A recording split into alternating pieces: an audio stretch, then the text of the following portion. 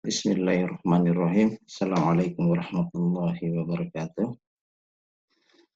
Adik-adik sekalian yang saya banggakan, pada kesempatan yang berbahagia ini, saya ingin menjelaskan atau kita akan mendiskusikan tentang pengambilan contoh mangrove dan fauna asosiasinya.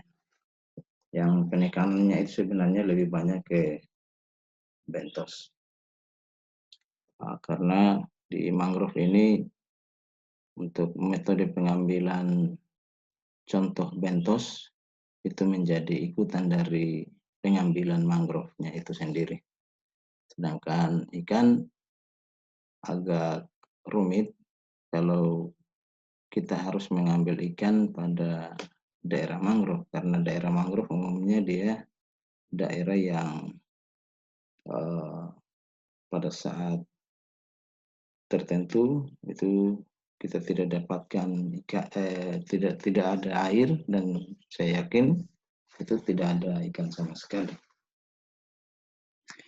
Adapun organisme ikan yang bisa diamati di situ itu lebih pada ikan belodok, yang mana ikan belodok tadi itu bisa hidup pada kondisi tanpa air, atau dia terekspos dalam kondisi di mana dia tanpa air. Baik, untuk pengambilan contoh mangrove ini kita perlu pahami dulu apa itu sebenarnya mangrove. Jadi mangrove itu adalah didefinisikan sangat banyak oleh para ahli ya tentang apa itu mangrove. Kalau kita lihat ini sangat banyak para ahli yang mendefinisikannya, termasuk bagaimana surat keputusan Direktur Jenderal Kehutanan tentang mangrove ini. Dari definisi tadi, maka kita bisa melihat ada hal-hal penting tentang mangrove ini. Jadi mangrove itu definisikan sebagai tipe hutan ya, yang tumbuh di pasang surut pada sekitar daerah pantai yang terlindung, laguna ada di daerah muara sungai yang tergenang pasang, dan yang bebas dari genangan pada saat surut, yang komunitas tumbuhannya itu dia bertoleransi dengan kadar garam atau salinitas tertentu. Lanjut bahwa ekosistem mangrove itu adalah sistem yang terdiri tidak hanya mangrove-nya saja, tetapi di dalamnya juga hidup berbagai organisme. Nah, organisme yang paling banyak kita dapatkan di mangrove adalah organisme bentos ya, bentos yang hidup di permukaan perairan, di permukaan mangrove, hutan mangrove, maupun dia ada di dalam di infauna ya, seperti itu. Nah, ini adalah bentuk-bentuk dari daerah tempat hidup mangrove ya. Di bagian sekitar sini hidup mangrove, lagun, kemudian daerah estuari lagun ya, kemudian estuari itu sendiri, kemudian di delta ya, delta ini, kemudian delta yang seperti ini delta estuari ya, yang hidup di daerah estuari ada delta. Nah, ini delta yang ada di perairan sungai membentuk daratan-daratan dan hidup di situ mangrove. Dan ini model yang seperti ini kita bisa temukan di daerah Buton Utara. Nampak sekali kalau kita lihat daerah teluknya yang luas dan hutan mangrove yang luas, ada beberapa delta selain hutan mangrove-nya itu sendiri ya. Nah, di delta-delta ini hiduplah pohon-pohon mangrove ya di sekitar daerah sungai. Umumnya sungai-sungai yang ada di daerah sini adalah daerah-daerah yang sungainya sangat besar. Nah, yang selanjutnya membentuk daratan. Daratan itu kemudian akan ditemui oleh Nah, ada hal-hal yang penting yang perlu diperhatikan dalam pengambilan contoh mangrove ini, yakni bahwa di untuk kita bisa mempertanggungjawabkan analisis mangrove ini, maka seorang surveyor itu harus dia paham betul dengan eh, apa yang harus diperhatikan di dalam pengambilan contoh mangrove. Yang pertama adalah ukurannya, jumlah dan bentuk petak contoh, ya. Nah, kemudian bagaimana cara kita meletakkan petak contoh tadi. Kemudian apa yang kita mau amati dari petak contoh yang kita sudah pasang. Kemudian bagaimana mengukur dan menganalisis mangrove tadi.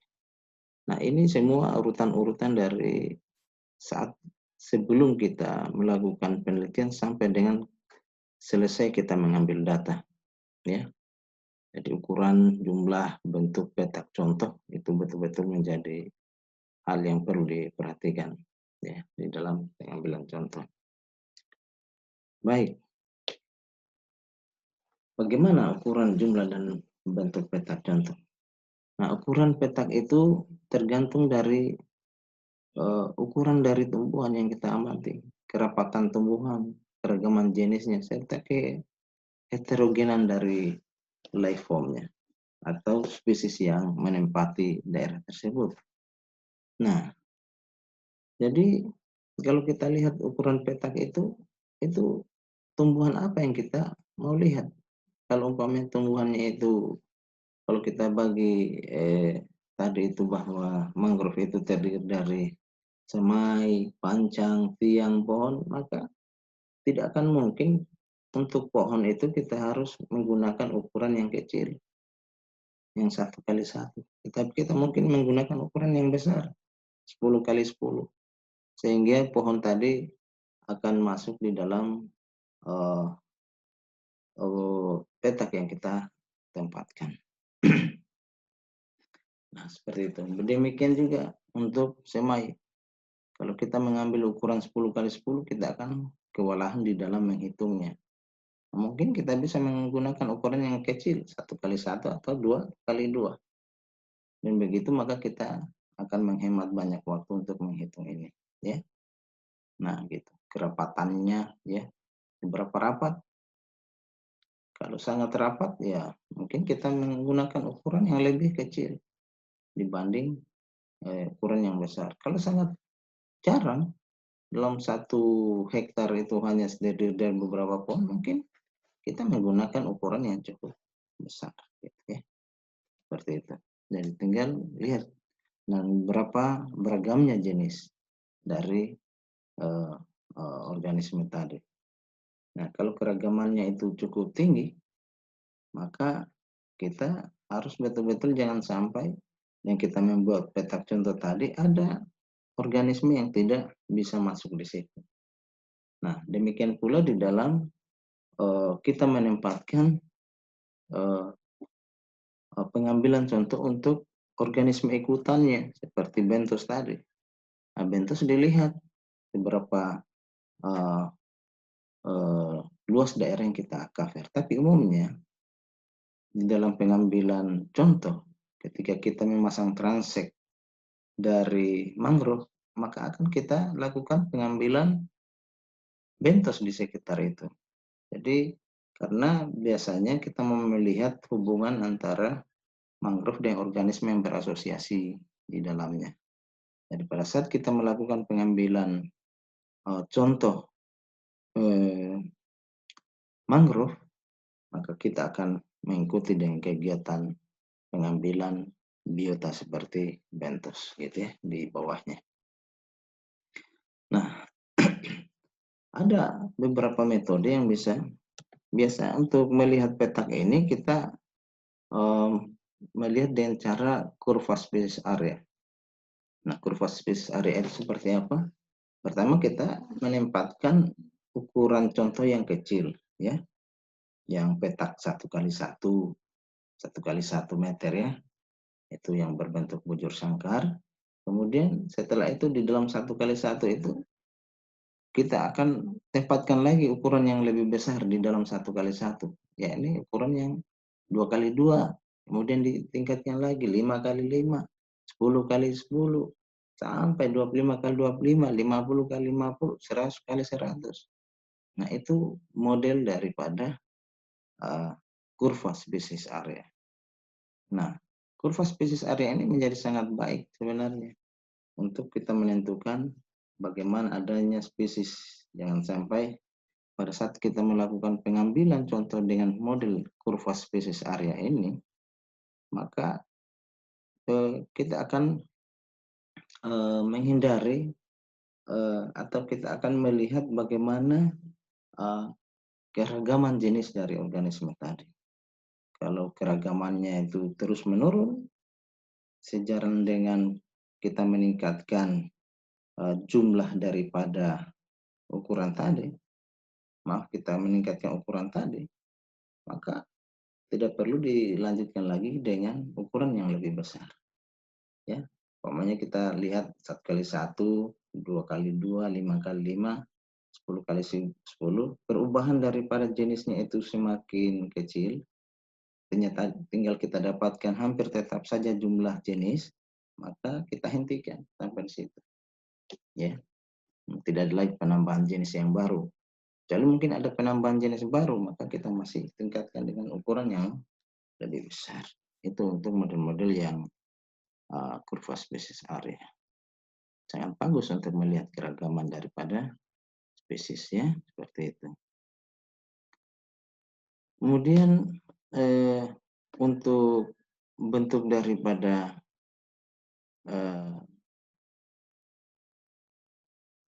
bentuk daripada petak ini kadang-kadang bentuknya itu ada 3 ya, yakni ada yang bentuknya lingkaran, bujur sangkar, 4 persegi panjang ya, seperti itu.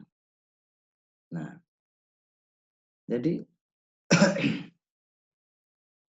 itu kalau kita mau lihat dari bentuk petak. Nah, jadi bentuk petak ini lingkaran itu cukup baik sebenarnya untuk melihat petak dengan lingkaran ini, karena dia itu bisa digunakan untuk komunitas-komunitas yang di organisme yang ada di bawah ya, seperti rumput, ya semak belukar ya. Nah, seperti itu. Itu untuk yang berbentuk lingkaran. Tetapi kalau yang berbentuk bujur sangkar atau persegi panjang, ini umumnya untuk jumlah dan luasan daripada tumbuhan mangrove itu sendiri ya. Itu sangat baik untuk kita melihat seperti itu. Nah, karena dengan kita melihat dengan ukuran persegi panjang dan bujur sangkar tadi, maka kita bisa menghitung dengan baik dia punya jumlah spesies yang ada. Seperti itu ya. Kemudian bagaimana kita meletakkan petak contoh ini? Nah, dalam meletakkan petak contoh itu ada beberapa cara ya. Jadi ada yang caranya itu dengan acak ya, dan ada yang sistematik. Saya kira acak itu kalian paham, sudah paham, yang pengambilan yang probabilitas kemarin termasuk sistematik ini. Nah, kalau acak ya, kalau kondisinya itu hampir homogen, jadi mangrove-nya homogen, intinya dari kerapatannya atau dari jumlah jenisnya, nah atau dia punya bentuk tegakannya ya, yang dari dari pohon, anakan, kemudian dia punya kategori semai. Nah, kalau kita dapatkan seperti itu kondisinya hampir homogen, maka teknik random ini bisa dilakukan. Tetapi kalau kita juga menginginkan datanya itu ingin betul-betul dia lebih representatif gambarannya dan lebih teliti lagi, maka systematic sampling itu menjadi sangat dianjurkan di dalam pengamatan jenis mangrove. Dan umumnya pengambilan mangrove itu dilakukan secara sistematik ketimbang random ya. Nah, karena kita sangat susah untuk melihat tingkat homogenitas daripada hutan mangrove. Nah, sehingga sistematik dilakukan, yakni dengan cara kita melihat berdasarkan keteraturan aturan data ya, dari jaraknya, bentuk pengambilannya, ukurannya, sampel, itu dilakukan secara teratur ya, seperti itu. Nah, itu model-model pengambilan yang sifatnya sistematik. Nah, seperti dengan pengambilan harus lebih diketahui lebih awal ya, ini dengan cara kita lihat secara purposif ya, bahwa pengambilannya itu kita sudah lakukan sebelumnya dengan kita melakukan survei di awal, sehingga kita bisa menempatkan secara sistematik dari sampling yang kita ambil. Seperti itu ya. Oke.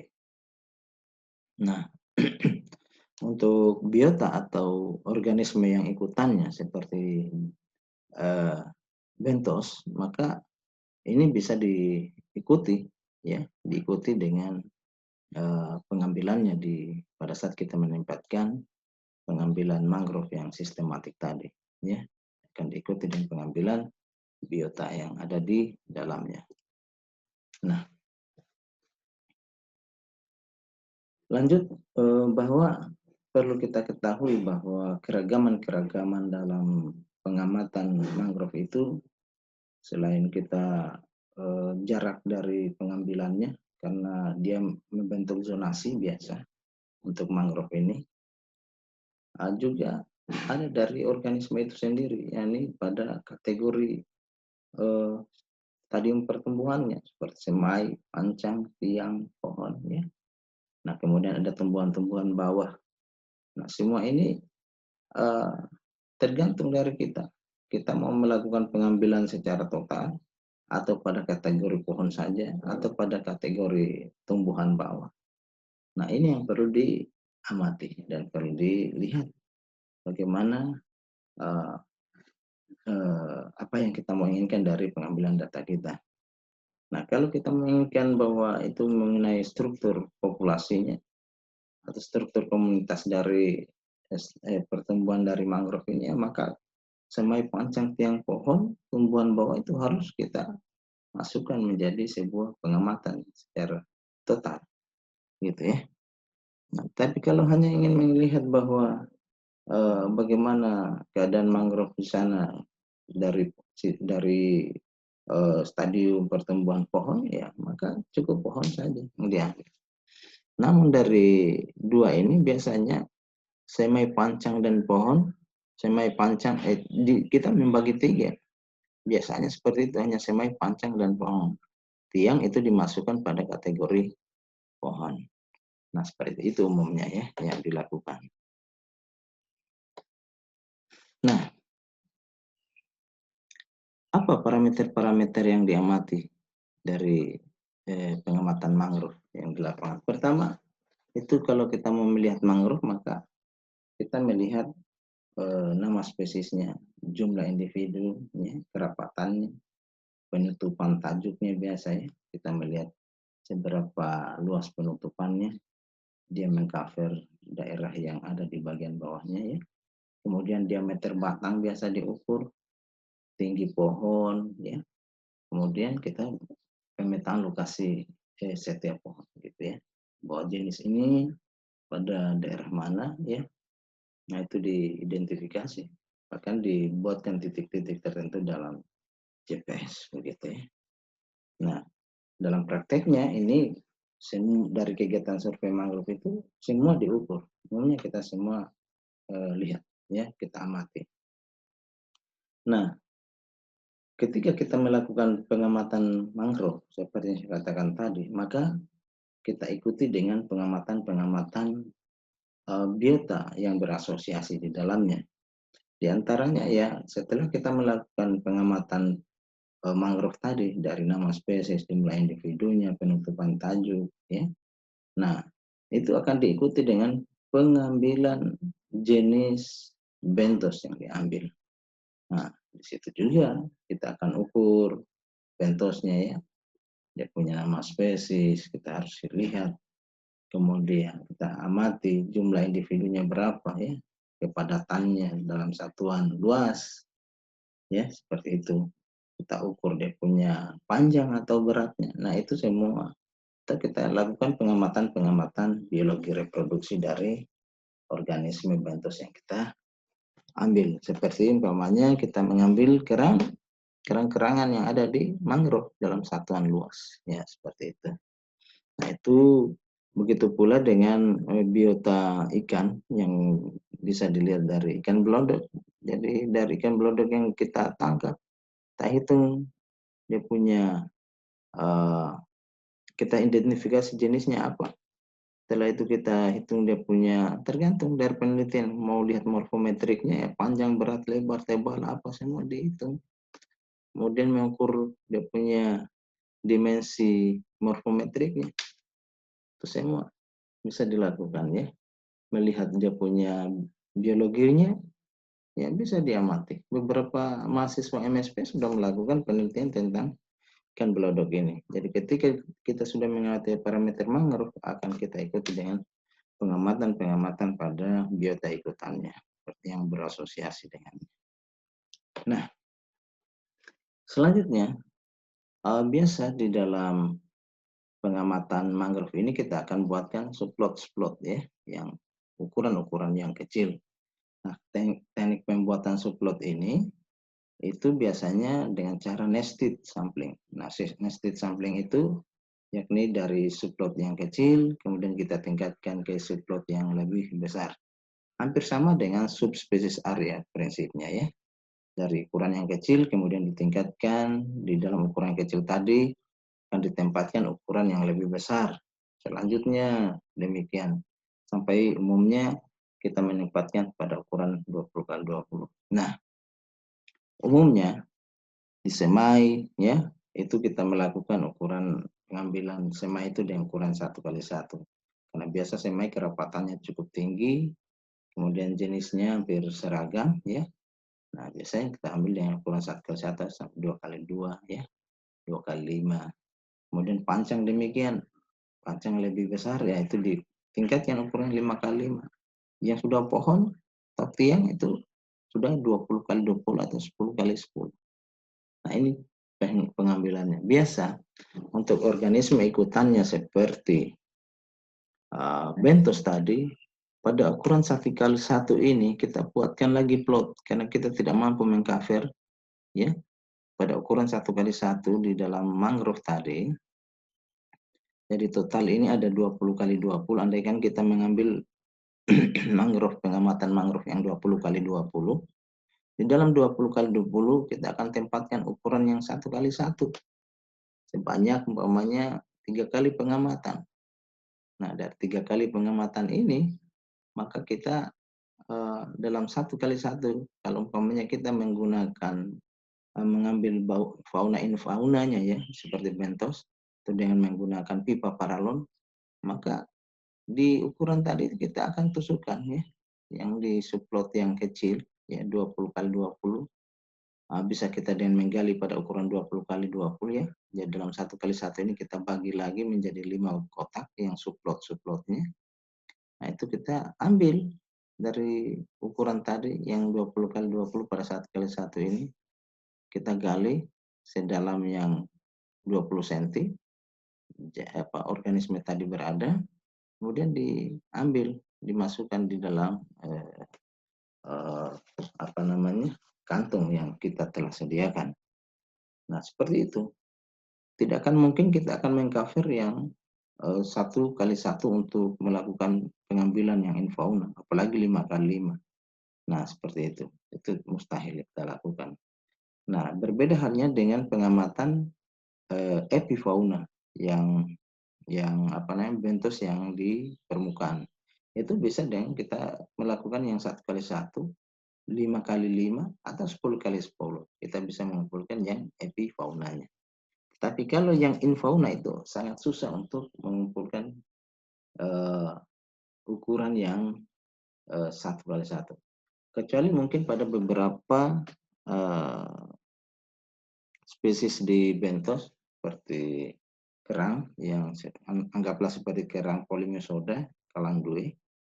Nah, itu bisa kita melakukan pengambilan yang 5x5 untuk melihat berapa sebenarnya individu dalam satuan meter persegi, karena dia juga tidak terlalu rapat, dia punya tidak terlalu padat. Kalau padat mungkin kita bisa ambil dengan ukuran yang sesuai dengan pipa paralon tadi pada 3 titik pengambilan gitu ya. Jadi di dalam 1x1 ini kita ambil ya 3 titik. Nah, seperti itu. Tapi bisa juga dengan pipa paralon, bisa dengan ukuran yang dalam 1x1 pada ukuran 20 cm digali sampai 20 cm dalamnya. Kemudian bisa juga dengan kita melakukan untuk yang di epifaunanya dengan ukuran yang lebih luas karena kepadatannya juga rendah. Demikian pula untuk ikan belodok ya. Ikan belodok mungkin bisa kita ambil pada ukuran yang 5x5 atau 10x10 ya. Seperti itu. Nah, bagaimana analisis vegetasi mangrove ini? Nah, pada prinsipnya ada beberapa metode di dalam pengambilan mangrove. Ada yang metodenya itu peta dan metode tanpa peta. Jadi dua metode untuk analisis vegetasi. Yang pertama metode peta dan metode tanpa petak ya atau non petak. Nah, di dalam metode petak itu ada yang metode pertama ada namanya metode kuadrat. Dalam metode kuadrat ada namanya petak tunggal dan ada yang namanya petak ganda. Nah, petak tunggal itu seperti ini ya. Nah, seperti ini. Bisa 40x40, terserah seperti apa. Tapi dalam satu petak ini ukurannya sudah kita lihat berapa kali berapa. Cukup dalam satu petak saja diambil.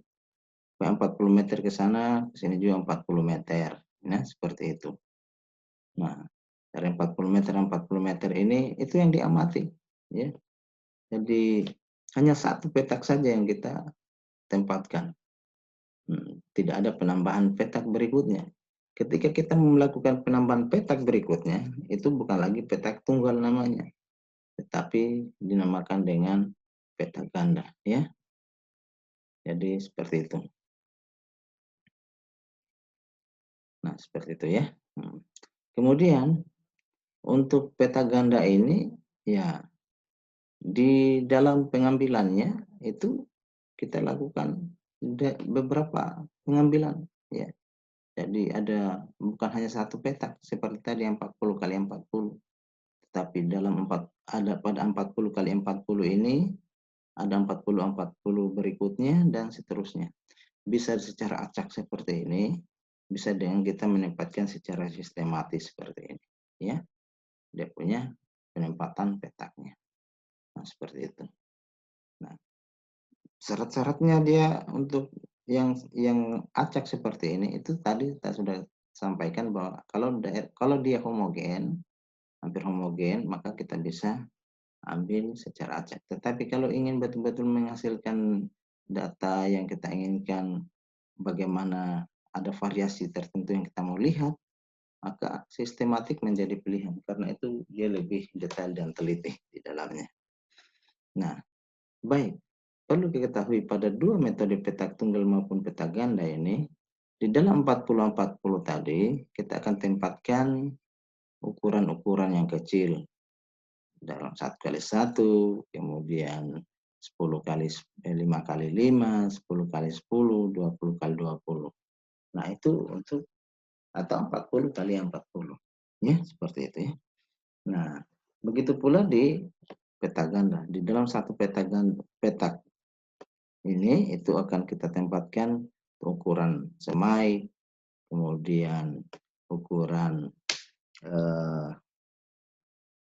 ada ukuran pancang, ada ukuran tiang, dan ukuran pohon di dalamnya ya. Jadi dalam satu ini ada beberapa pengambilan data ya, baik data tadi pada ukuran anak semai, pancang, tiang, dan pohon. Nah, begitu pula seperti yang saya katakan dalam satu kali penempatan ini itu pada ukuran 1 kali 1-nya tadi yang ada di dalam sini itu akan kita ambil bentosnya. Nah, kita ambil dia punya dengan cara metode kita menggali pada ukuran 20 kali 20 sebanyak 3 atau 4 tergantung pengambilan kita. Kemudian bisa juga dengan kita mengambil dengan pipa paralon untuk organisme yang infauna. Sedangkan yang epifauna itu bisa kita ambil boleh pada ukuran 40 kali 40 ya. Nah, kalau memang kita lihat bahwa kerapatan atau kepadatan organisme tadi itu kecil seperti itu ya. Itu metode petak ya, tunggal dan ganda pada metode kuadrat. Metode berikutnya setelah kuadrat adalah metode jalur. Metode jalur ini yakni bagaimana kita membuat jalur ya, garis begitu, garis lurus.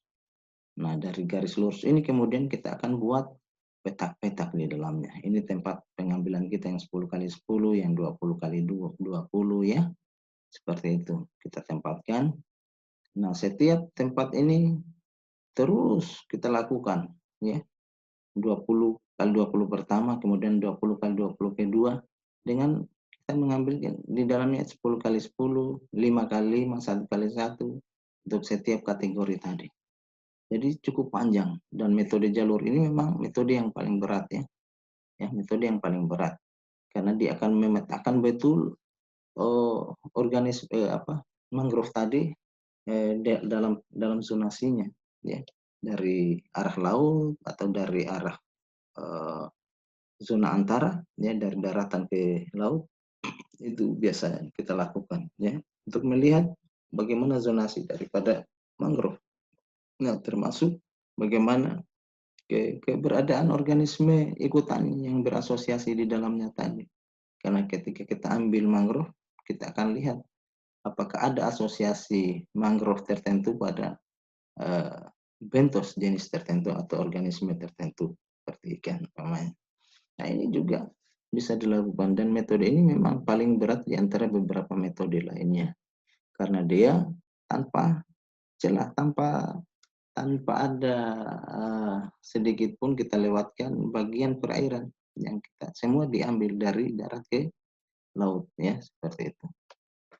Bukan main ya, akan menjadi lebih datanya itu sangat akurat sekali karena dia betul-betul setelah 20 meter berikutnya dilanjutkan dengan 20 meter berikutnya sampai ke zona yang bukan mangrove ya, zona antara. Nah, seperti itu. Kemudian ada untuk pengambilan datanya. Nah, itu juga sama. Yang pancang, yang tiang, yang anakan dibagi dalam kelompok-kelompok petak yang lebih kecil, yang lebih besar, dan yang sangat besar. Termasuk organisme ikutannya di dalam. Nah, begitu pula untuk metode garis berpetak.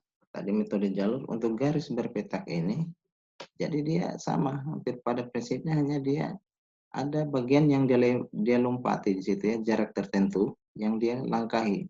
Jadi pengambilannya di bagian sini. Nah, setelah itu ini ya, andaikan ini yang mau diambil, kemudian dilangkahi beberapa meter, apa 10 meter, 100 meter, baru dia bentuk lagi petak yang berikutnya. Jadi seperti itu. Nah, pada ukuran yang bervariasi, yang 1 kali 1, 5 kali 5, 10 kali 10 untuk kategori, dan dia mengambil organisme ini di bagian sini. Nah, beda dengan yang tadi.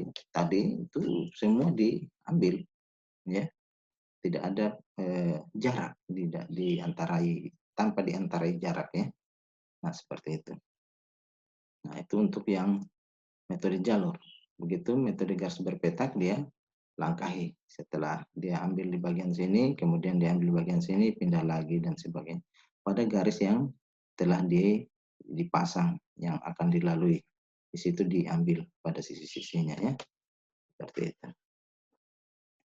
Nah, kemudian ada metode kombinasi jalur dan petak ini.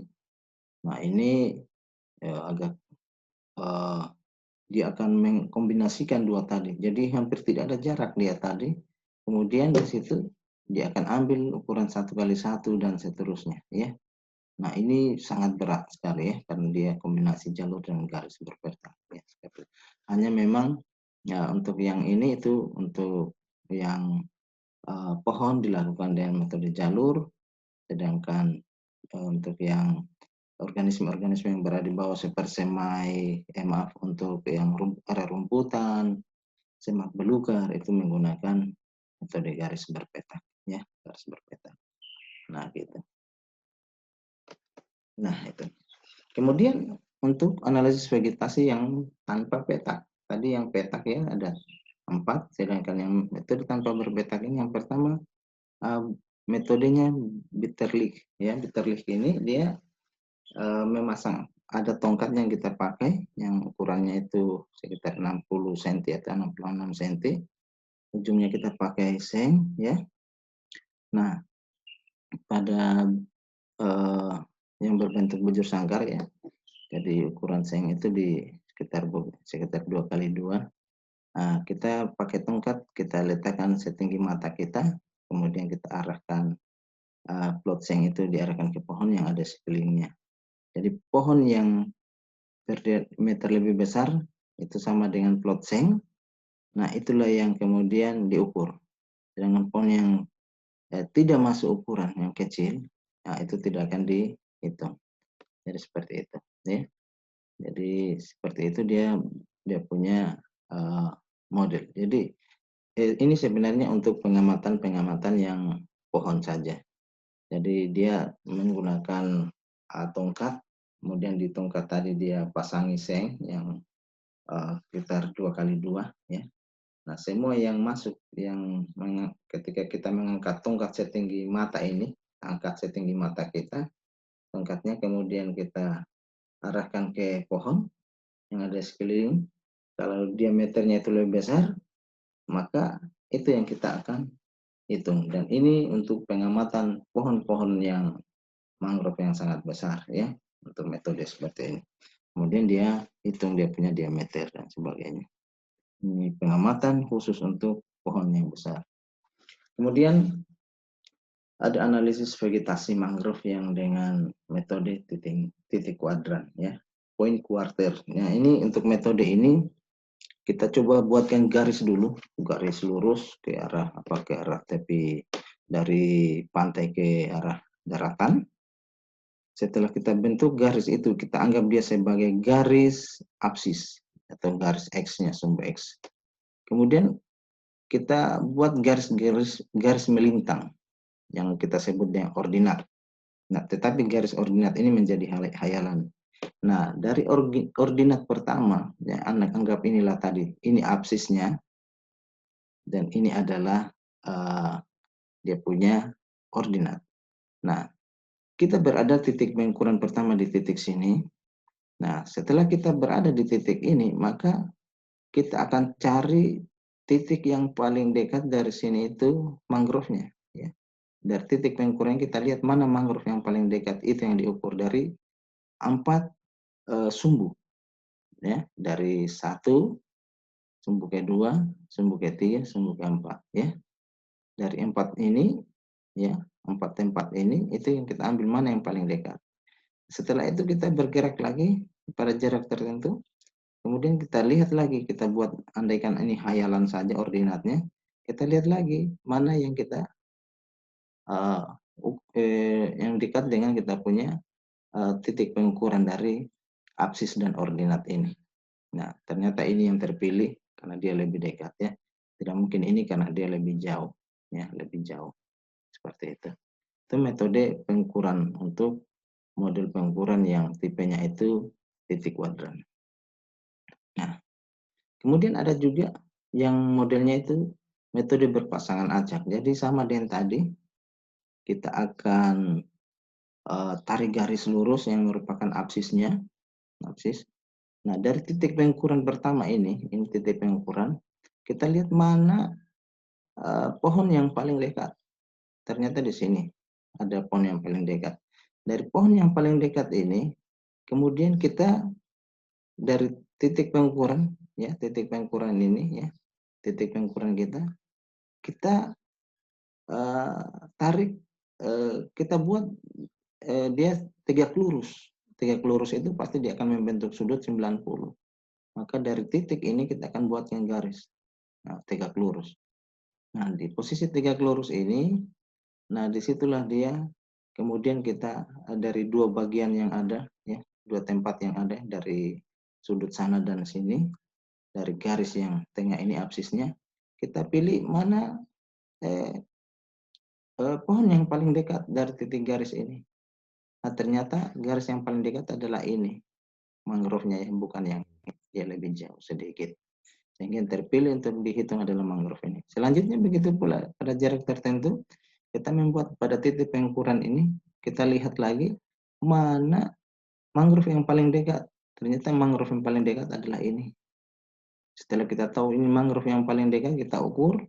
Setelah kita buatkan dia garis tegak lurus yang membentuk sudut 90 dari titik pengamatan kita, pengukuran awal tadi, ya, yang absis, garis absisnya ini, dia membentuk 90. Setelah kita tarik garis, ya, ternyata setelah kita tarik dengan metode ini, jangan kita ambil bagian sini ya, karena sudah terpilih yang ini tadi, dan maka kita cari yang bagian sini mana. Kalau kita teruskan begini garisnya, yang terpilih adalah ini, karena dia lebih dekat dibanding ini atau ini. Nah, seperti ini yang kemudian kita ukur, kita amati, kita lihat semua punya organisme. Begitu untuk pengamatan yang berpasangan aja. Nah, untuk yang titik intercept ini kita biasa mencari membuat garis, kemudian kita lihat dari sepanjang garis yang kita tempatkan itu dia terkena garis. Nah, itulah yang kita ambil untuk pengamatan. Biasa untuk pengamatan yang seperti ini, yang garis intercept ini dia adalah pengamatan pada tumbuhan-tumbuhan di padang rumput atau semak. Nah, baik, untuk yang analisis vegetasi yang tanpa petak ini hanya untuk pengamatan yang sifatnya untuk melihat biasa jenis ya, jenis-jenis organisme. Karena kalau kita mau hitung dalam individu per meter itu agak susah ya. Nah, agak susah. Berbeda halnya dengan yang tipenya tadi itu tipe yang sifatnya ada dalam satuan luas gitu ya, seperti peta ya, peta. Ini dia garis kemudian ditempatkan. Bisa juga dalam kombinasi ya, ketika kita menempatkan garis kemudian kita buat petak di bagian sini ya, pada titik yang ditempatkan. Itu kombinasi ya, metode apakah berpasangan acak atau titik kuadran tadi, kemudian kita letakkan petak di bagian titik-titik yang kita amati. Nah, itu semua adalah bisa dikombinasikan. Baik itu kita amati dia punya mangrove pada ukuran, beberapa ukuran tadi ya, dari semai, pancang, tiang, kemudian pohon, sekaligus kita melakukan pengambilan biota yang berasosiasi di dalamnya dengan menggunakan apakah kita menggali pada ukuran 1x1 tadi, pada 1x1 dalam 1x1 ini kita ambil 20x20 sebanyak beberapa kali pengambilan, 3 atau 4 kali, digali sedalam 20 untuk yang infauna, atau kita menggunakan pipa paralon. Selanjutnya, untuk yang ukuran yang organisme epifaunanya bisa dengan kita melakukan pengambilan yang sifatnya pengambilan yang ukurannya lebih besar ya, ukuran ukuran plotnya yang lebih besar seperti itu ya. Nah, bisa 1x1, 5x5, tergantung dari kerapatan atau kepadatan organismenya. Saya kira demikian. Nah, untuk pertemuan ini saya cukupkan dan saya ucapkan terima kasih banyak atas perhatian adik-adik sekalian. Semoga apa yang saya sampaikan ini bisa dipahami dengan baik.